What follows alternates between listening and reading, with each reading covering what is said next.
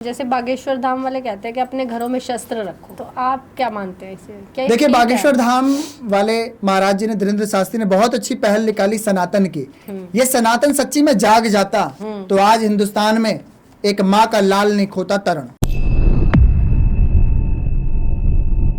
Hello दोस्तों, जय माता दी। मैं नीलम आज फिर एक नए पॉडकास्ट के साथ आपके सामने आई हूँ और मैं लाई हूँ श्री एकनाथ गुरु जी को। और आज हम दुर्गा साधनाओं के बारे में बात करने वाले हैं और नवरात्रि के बारे में बात करने वाले हैं। तो गुरु जी, एक बार फिर से स्वागत है आपका हमारे पॉडकास्ट में। जय माता की, जय श्री टेढ़ेश्वर धाम की, जय श्री बाला सरकार की, जय श्री कालिका माई की। जय माता दी। तो गुरु जी, सबसे पहले मैं आपसे एक सवाल पूछूंगी कि आज हम नवरात्रि पर बात करने वाले हैं, तो नवरात्रि क्यों मनाई जाती है? देखिए, भिन्न भिन्न प्रकार के त्योहार अभी चले गए हैं, परंतु जो हमारी अधाष्ट्री देवी है, संपूर्ण कलाओं में पूर्ण माँ दुर्गा, जिनका दिन चैत्र नवरात्रि से शुरू हो जाता है। वैसे तो पूरे साल में 4 नवरात्रि आती है, 2 गुप्त होती हैं और 2 प्रकाशमान होती है समाज के भीतर। वैसे गृहस्थ परिवार को 2 ही नवरात्रे मनाने चाहिए, एक माँ काली के और एक दुर्गा माई के।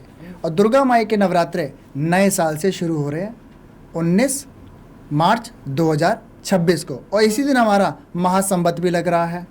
मतलब नया साल भी हिंदुओं का आ रहा है। बिल्कुल लग रहा है।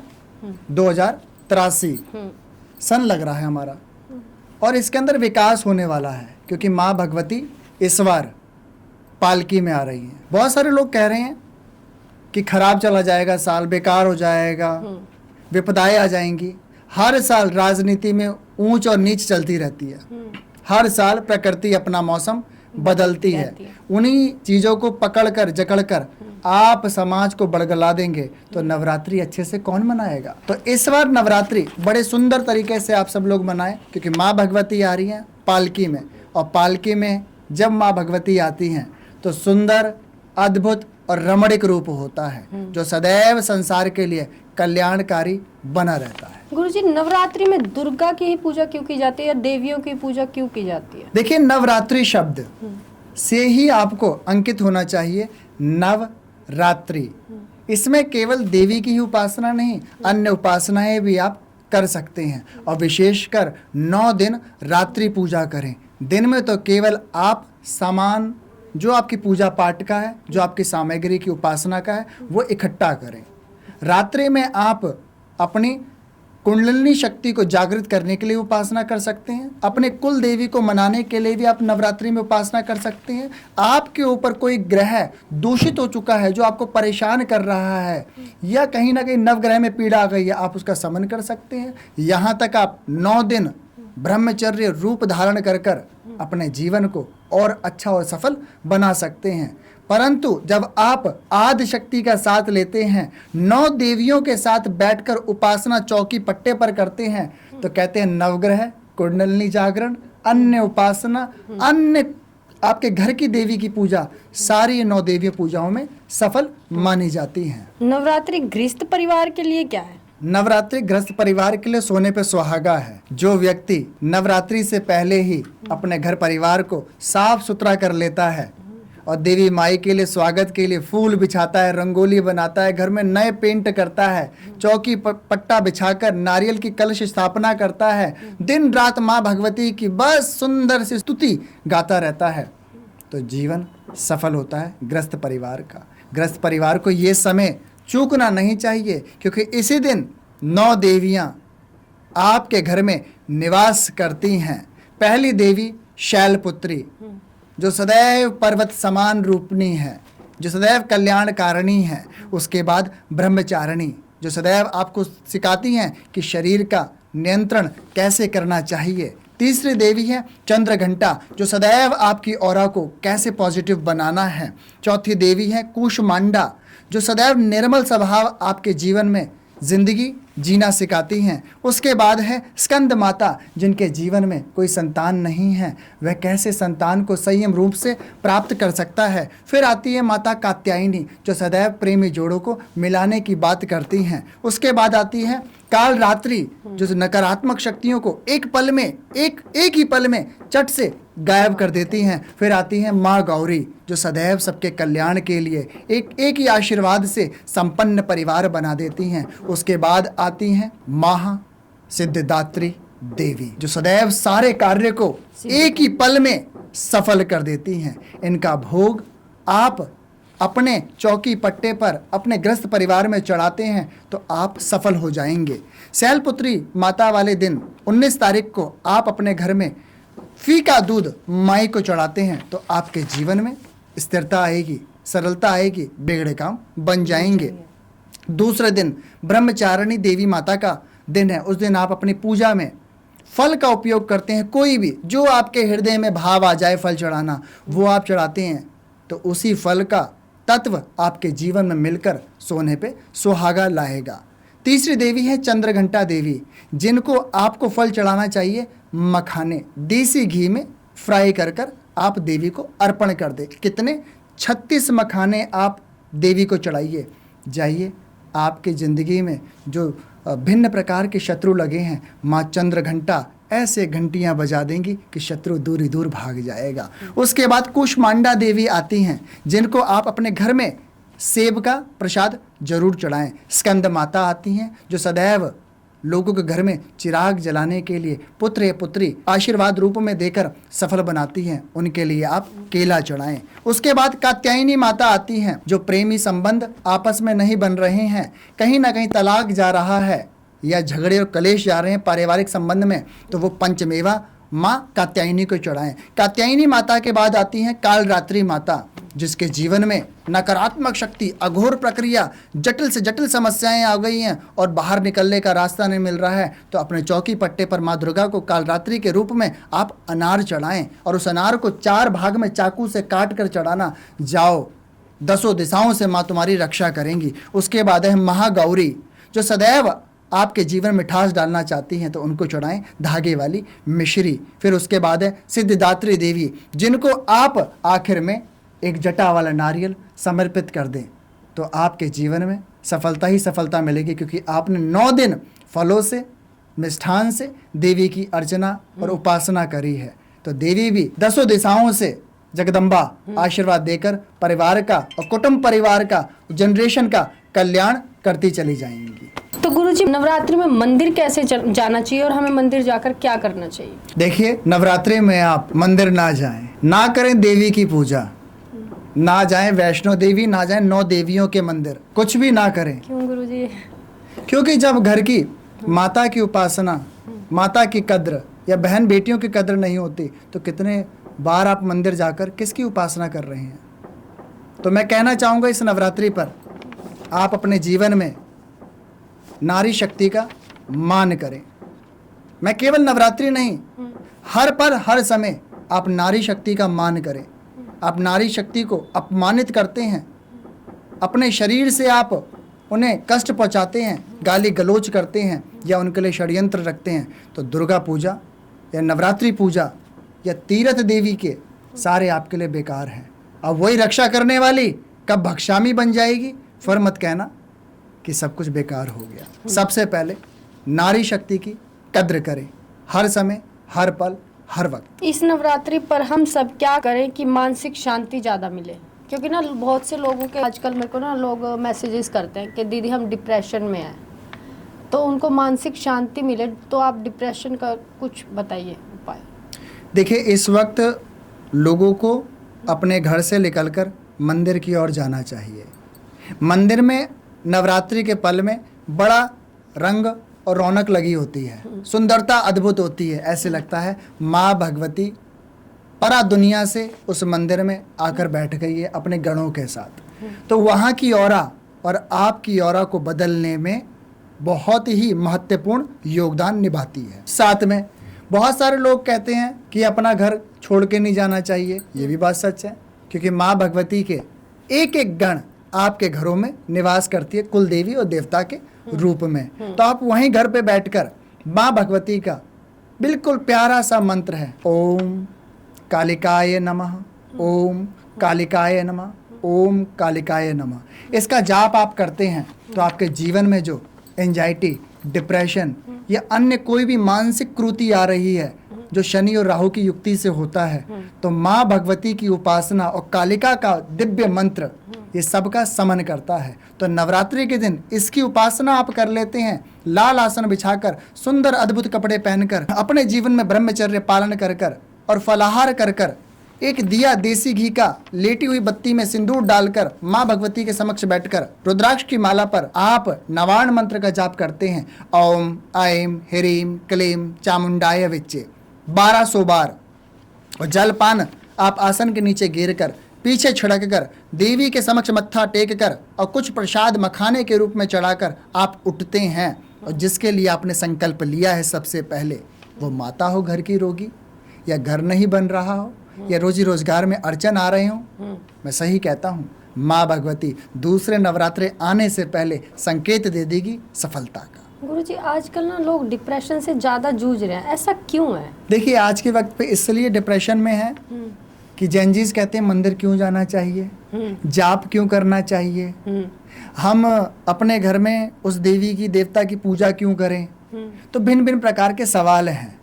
तो मैं कहूँगा मंदिर मत जाओ, पर अपने अंदर तो जाओ, अपनी ईमानदारी, नेकी, कर्म को, फर्ज को अच्छे से निभाओ, अपने माता पिता की सेवा करो, मत जाओ मंदिर। जाओ, जितना फल आपको देवी देवताओं की उपासना बाहर करके मिलेगा, उतना ही अपने माँ बाप की सेवा करके घर ही प्राप्त हो जाएगा।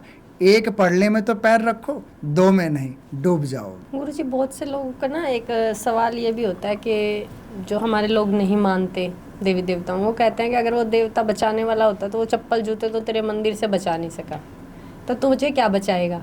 उनको क्या कहना चाहोगे? जो ऐसे सवाल करते हैं वो रूढ़िवादी हैं, कूड़ बुद्धि के लोग हैं। उनकी सोच केवल जूते चप्पलों तक ही है।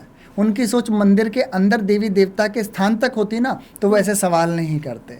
और ऐसे लोगों के ही जीवन में कुछ ना कुछ घटता रहता है, परंतु ये अपनी झूठी स्माइल से ऐशो आराम झूठा दिखाकर अपने आप को दिखाते हैं हम बड़े खुशमयी जीवन जी रहे हैं, परंतु हकीकत को जानना चाहते हो, सनातन के साथ रहें, और ज़रूरी भी है। नवरात्रि में ना संतान प्राप्ति का उपाय बताएं गुरुजी।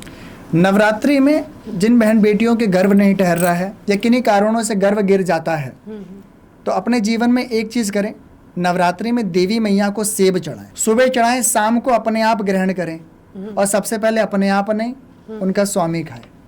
आधा वो खाएं और आधा ये खाएं बीज के साथ, और माँ भगवती के आगे सबसे पहले संकल्प रखें, ए माँ भगवती, और पल्लू पसार कर, ए माँ भगवती, एक लाल या लाली की कामना है, इसलिए मैंने नवरात्रि रखे हैं। इस संकल्प को अपने चरणों में स्वीकार करना, और आशीर्वाद मुद्रा में आप मुझे 10वीं वाले दिन एक संकेत स्वप्न में दे जाना।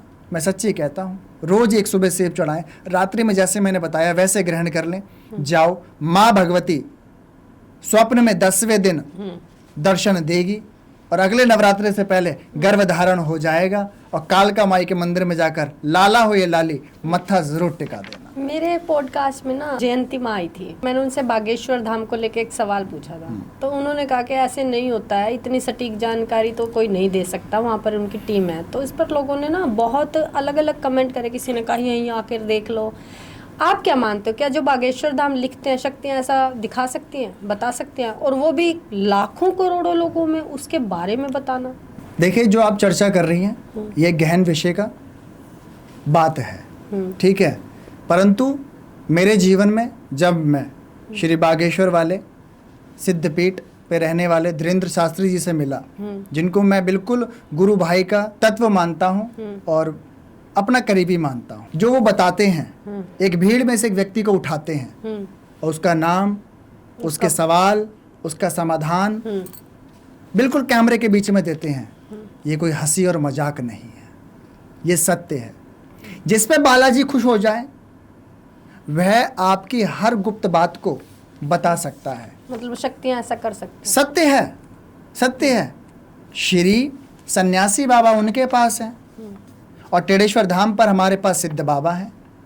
ये हम करामात नहीं करते, हम नहीं लिखते, ये तो बालाजी के दूत जो हैं, सिद्ध बाबा या सन्यासी बाबा के जो दूत हैं, वह सामने वाले के परेशानियों को हमारे भीतर पहुंचाते हैं, भाव को उठाते हैं और हम लिखते हैं। और जब लिखते हैं सामने वाला कहता है हाँ वही बात है, तो हम भी उसकी जय जयकार करते हैं, जय जयकार करते हैं। तो ये बात बिल्कुल 100% सत्य है कि उनके पास पराशक्ति हैं, सन्यासी बाबा की शक्तियाँ हैं, और वहाँ के बागेश्वर वाले बाबा की हनुमान बाबा की, गढ़ा के हनुमान बाबा की, उन पर कृपा है। मैं वहाँ 3 दिन रहा हूँ, वहाँ रहकर जो मैंने अनुभूति करी है, मैंने भी देखा है, जांचा है, परंतु जो मेरे अंदर चीज थी उन्होंने स्पष्ट मेरे सामने बोला है। अच्छा। जब भी वो दिल्ली आते हैं मुझसे मुलाकात होती है और एक ही बात होती है कि तेरे पास सिद्ध बाबा है, मेरे पास सन्यासी बाबा है। अच्छा। तो मेरा तो रूबरू आमने सामने हुआ है। एक बात और गुरुजी, जैसे आजकल ना मैं जितने भी पॉडकास्ट देख रही हूँ, जितने भी वीडियो देख रही हूँ, कहते हैं कि जो सर घुमाते हैं उनमें माता नहीं होती। मेरा इसमें जो पर्सनल विचार है, मैं कहती हूँ मेरी भगवती विचरण कर रही है और मैं मानती हूँ हाँ है मेरी माँ। अगर आप मेरे से कहोगे ना कि नीलम मेरे अंदर माँ है, तो मैं देखूंगी उसी रूप में। मैं चाहती हूँ कि मैं हर जगह माँ को ही देखूं। तो मैं कहती हूँ कि हाँ भगवती विचरण कर रही है, माँ है। मैं नहीं मानती ऊर्जा है, मैं नहीं मानती, मैं कहती हूँ मेरी माँ है। हाँ मेरी माँ हर जगह है। तो आप इस पर क्या कहेंगे उन गुरुओं? देखिए, आपका सवाल है कि आज इस कलयुग के अंदर बहुत सारे लोगों के ऊपर भगवती आ रही हैं, वो स्त्री हो या पुरुष, दोनों के सिर हिल रहे हैं लगातार, और अपने आप को जीव निकाल कर हाथों की ऐसी भिन्न मुद्राएं बनाकर जो केवल कालिका, अन्य और कोई नहीं। परंतु कालिका शास्त्र में, कालिका संहिता में, देवी भागवत पुराण में कहीं भी इसका उल्लेख नहीं है कि देवी माँ किसी पे आ सकती हैं। यहाँ एक उल्लेख है तंत्र संहिता के अंदर, भाव प्रकट होता है। तो जो बिरला है इंसान जो माँ भगवती की पूजा करता है, नीलम जैसे आप बोलती हैं कि आप माँ भगवती की बहुत चरम सीमा पे पूजा कर रही हैं, तो यहाँ पे एक शब्द आता है, कण कण में वो परमात्मा है। तो आपके लिए क्यों ना वो व्यक्ति एक भूत ही खेल रहा हो, परंतु आप कहोगे वो माँ है, क्योंकि आपने भाव के आधार पर अपने भाव को टूटने नहीं दिया, अपने प्रेम और विश्वास को टूटने नहीं दिया, तो उस भूत को भी आपने क्या कह दिया, वो माँ भगवती है। क्योंकि माँ भगवती के ही गण भूत प्रेत हैं, माँ भगवती के ही सारे गण डाकनी शाकनी चुड़ैल मसान सब कुछ है।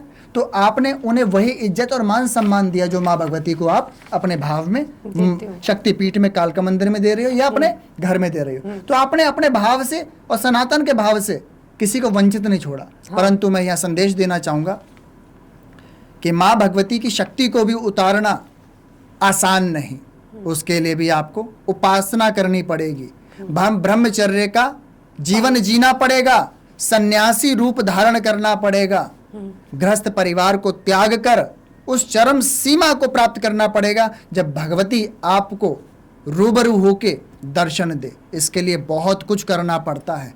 ये नहीं आप गृहस्थ परिवार में सो रहे हैं, खा रहे हैं, रह रहे हैं, अगले दिन आप किसी चौकी पट्टे पर बैठकर अपने 4 बाल बिखेर कर, चीख मारकर और भगवती का नाम लेकर अपने आप को प्रदर्शित कर रहे हैं कि आप भगवती हैं। ये गलत है, ऐसा ना था, ना है और ना रहेगा।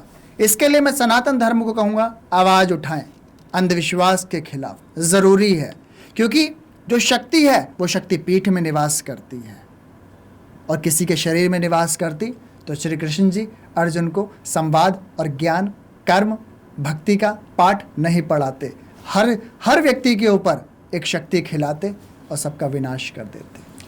मेरा बेसिकली जो मैंने गुरुजी से क्वेश्चन पूछा उसका एक रीज़न ये था कि जो मैं कहती हूँ कि अगर आप इष्ट पूजा कर रहे हैं, जैसे हमारे श्री कृष्ण जी ने पूतना में भी माँ को ही देखा, शक्ति को ही देखा, जैसे श्री राम जी ने शूर्पणखा को माँ कहकर ही संबोधित किया जब वो आई। तो मैं यही कहती हूँ कि जब आप किसी शक्ति की पूजा कर रहे हैं तो ईमानदारी, निष्ठा के साथ हर इंसान में ही उस शक्ति का दर्शन करने की कोशिश करें, अपने भावों को जागृत करें, तो क्यों नहीं भगवती आपके पास आएंगी, जरूर आएंगी। आप इस संसार से भी परे जाके देखिए, वो विचरण करेंगे और आपको अपनी शक्तियां भी दिखाएंगी। तो गुरुजी इसमें हम दोनों का अलग अलग पॉइंट ऑफ व्यू हो जाता है और मेरा पॉइंट ऑफ व्यू हर गुरु से अलग है।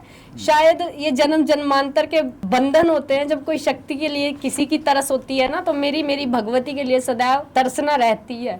मैं एक बात बताऊंगा कि नवरात्रि में बहुत सारे लोग साधना करते हैं और साधना करते करते क्या होता है कि उनके ऊपर शक्ति आ जाती है, शक्ति, ईथर सेंस ऊपर जागृत हो जाता है, जो सामने तस्वीर होगी वो उनके अंदर उतर जाती है। तो वो वैसा ही रूप धारण करके खेलने लग जाते हैं। यहाँ एक और रहस्य खोल रहा हूँ, देवी शक्ति को कैसे पहचाने। आती है देवी शक्ति जिस व्यक्ति का भाव पूजा में निष्ठा में बना हुआ है और सिर सीधे की तरफ पीछे जाकर उल्टे की तरफ आ रहा है तो उस पर देवी शक्ति है, और जिसका सिर उल्टे की तरफ घूमकर सीधे की तरफ आ रहा है उसके ऊपर मुस्लिम शक्ति है। ये बहुत बड़ा एक रहस्य खोल रहा हूं यहाँ पर कि दैव शक्ति जब आती है तो कैसा परिणाम दिखाई देगा, और जिस किसी व्यक्ति के ऊपर एक शैतानी शक्ति आती है तो उसका सिर किस तरफ घूमेगा। इसका रहस्य आज तक किसी ने किसी पॉडकास्ट में नहीं बताया। यहाँ मैं सत्य बताकर जा रहा हूँ, और यह सत्य मैं श्री टेढ़ीपुर धाम पर रहने वाली दुर्लभ शक्तियों के माध्यम से जानता हूँ। और आप देख भी सकते हैं, पकड़ भी सकते हैं उन व्यक्तियों को जिनका सिर उल्टा घूमे। पकड़ लेना, वो खुद ही कहेगा मैं जिन्न हूँ, मैं खबीज हूँ, मैं शैतान हूँ, मैं एक गंदी नीच शक्ति हूँ। और जिसका सिर सीधा घूम रहा है वो भाव से आपको ज्ञान देगा, उपदेश देगा, सतो मार्ग पे चलने वाली बातें करेगा। आपके जीवन में कोई ऐसी कहानी है कि आपने नवरात्रि पर आपने दर्शन किए हो या आपके किसी शिष्य ने देवी शक्ति के दर्शन किए हो?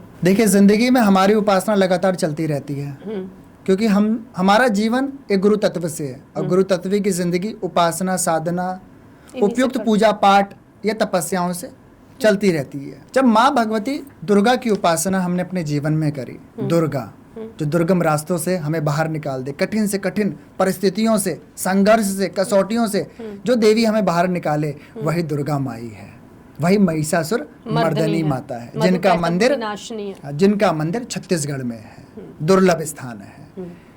तो माँ भगवती की जब हमने उपासना शुरू करी दुर्गा माई की, तो दुर्गा माई के भिन्न भिन्न रूपों की हमने दुर्गा सप्तशती के माध्यम से समझा। तो हमारे जीवन में गुरु महाराज आए, उन्होंने हमें असल में सिखाया कि उपासना कैसे करनी। गुरु महाराज ने कहा सबसे पहले आपको सिद्ध कुंजिका का स्तोत्र का पाठ आपको अपने जीवन में करना चाहिए। कितनी बार? महाराज ने कहा कि कलिकाल युग है, यहाँ पे सब कीलन है, सब बंधा हुआ है शिव जी के द्वारा। तो शिव जी इस सिद्ध कुंजिका स्तोत्र में उवाच कर रहे हैं कि कोई व्यक्ति इसको इतनी बार पाठ कर लेगा तो ये उत्कीलन हो जाएगा। तो मैंने 9 बार ये पाठ किया। 9 बार पाठ करने के बाद गुरु महाराज ने कहा दुर्गा सप्तशती में एक पाठ ऐसा है जिसको करने से संपूर्ण पाठ का फल मिलता है। मैंने कहा महाराज उपदेश करें। तो महाराज ने कहा चौथा पाठ, जहाँ पे इंद्र और देवता देवी के समक्ष बैठकर स्तुति कर रहे हैं। तो कहते यही स्तुति वंदनीय है, बहुत सुंदर है, इसी को कर। मैंने सिद्ध कुंजिका का पाठ करा 9 बार और चौथा अध्याय पढ़ा, फिर सिद्ध कुंजिका मैंने 9 बार पढ़ी और दुर्गा माई का कवच पढ़ा, और नवार्ण मंत्र मैंने 12,000 बार एक दिन में करा। तो जो अनुभूति मेरी थी देवी माई को देखने की, समझने की, वो संपूर्ण हुई। क्योंकि कहते हैं कि जो भीतर देखा वो समाज में गायन नहीं करना चाहिए। पर सच कहूँ कुछ होता है, जो कहते हैं नहीं होता है, सनातन में सब कुछ होता है। बस बताने वाला गुरु सक्षम हो, महापुरुष की उपाधि हो, आपको सही तरीका बताकर पार कर सकता है। जब वो सब चीज़ें मैंने करी तो मेरे जीवन में घटित हुआ। उसके बाद यही उपासना मैंने एक शिष्य को दी, उसके ज़िंदगी में भी हुआ। उसके ज़िंदगी में संसार का सुख नहीं था, गाड़ी बंगला मकान व्यापार, आज सब कुछ है उसके पास। तो दुर्गा माई का नवार्ण मंत्र भी आप करते हैं केवल इसमें, वो भी उत्कीलन कर कर, तो आपके घर के बाहर माँ भगवती 9 दिन के 9 दिन सफलता लेकर खड़ी रहती है। बस बटोरने वाले का भाव होना चाहिए। तो माँ कालका ने भर भर के हमें दिया है, और हम तो चाहेंगे जितना हमें दिया 10 गुना इस समाज को दे। एक बात और, लोग जैसे कहते हैं कि जैसे वैसे हम बात नवरात्रि की कर रहे हैं, फिर भी मैं इस पॉडकास्ट में ना एक क्वेश्चन अलग से पूछना चाहती हूँ। जैसे कहते हैं कि जो माँ कालका है, जो लोग वहाँ जाते हैं उनके कभी ग्रह खराब नहीं हो सकते, ऐसा क्यों? देखिए, चैत्र नवरात्रे में 9 देवियां हैं, महाकाल रात्रि हैं, और महाकाल रात्रि ही पूर्ण रूप माँ कालका का है, माँ कालका का है। और माँ कालका की जिस व्यक्ति ने उपासना कर ली उसके ऊपर कोई भी ग्रह दुष्ट प्रभाव दे ही नहीं सकता। यहाँ पर 12 दरवाजे हैं, कुंडलनी के 12 भाव और 12 राशियां और 9 ग्रह। जो व्यक्ति अपनी भाव राशि को लेकर उस दरवाजे से निकल जाता है, उसकी राशि माँ कालका तत्काल वहीं ठीक कर देती है। क्यों? इस पूरे हिंदुस्तान के अंदर, पूरे वर्ल्ड में लोग एक कामाख्या को जानते हैं जो गुवाहाटी में है, परंतु अम्बुबाची मेले में 3 दिन के लिए उसके भी कपाट बंद हो जाते हैं। हाँ। परंतु दिल्ली प्रदेश में, दिल्ली राज्य में एक ऐसी माँ कामाख्या बैठी हैं जिनका गेट कभी भी बंद नहीं होता, कभी भी नहीं। वो है माँ कालका। तो जब माँ कालका का गढ़ तंत्र युक्त है, साधारण मत समझना इस स्थान को। अरावली पहाड़ी पर, सूर्यकोटि पर्वत पर, कूप पे माँ कालका विराजमान है, कूप पर, कुएं के ऊपर। और दरवाजे हैं 12 राशियों के हिसाब से। उसके बाद है आंगन के पास ही 36 खंबे जो दर्शाते हैं माँ पीताम्बरा को, बगला मुखी को। जिस गेट पर बैठकर माँ बंगला मुखी पीताम्बरा रक्षा कर रही है या द्वारपाल बनकर तंत्र मंत्र को हुड़ा रही है, तो वो पीठ कोई साधारण पीठ नहीं हो सकता। मैं कहता हूं नवरात्र में मात्र आप एक जटा वाला नारियल, 9 बार कलावा बांधना, सिंदूर और हल्दी से टीका लगाना और अक्षत रखना और लाल चुन्नी बांध देना और जाके माँ के निमित्त चरणों में चढ़ा देना।